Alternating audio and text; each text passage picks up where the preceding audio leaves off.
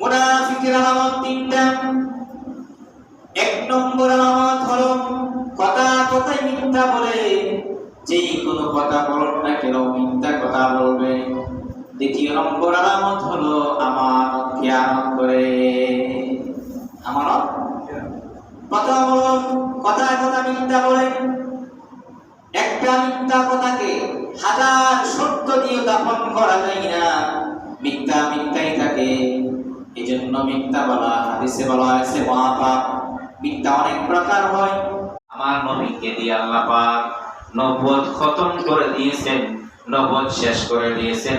নবুয়তের সিল মোহর আমার নবীর মধ্যে আল্লাহ পাক দিয়ে খাতামুন নবীন বানিয়ে দিলেন। আর যারা খাতামুন নবীন মানবে না তারা কিন্তু ঈমানদার হবে না। ঠিক কিনা বল? ঠিক। কাদিয়ানী যারা তাদেরকে আমরা বলি কাফের। কি বলি?